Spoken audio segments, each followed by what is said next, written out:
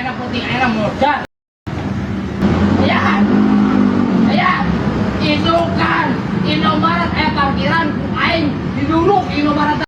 Nasib preman viral ancam bakar minimarket di Sumedang, berakhir ditangkap polisi dan ditindak tegas.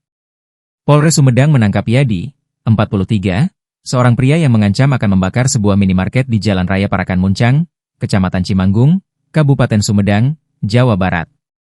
Pelaku tidak hanya mengancam membakar, tetapi juga melakukan intimidasi terhadap karyawan minimarket di kawasan industri Sumedang bagian barat tersebut. Aksi premanisme yang dilakukan pelaku terekam dan menjadi viral di media sosial pada Selasa, 30 Desember 2025.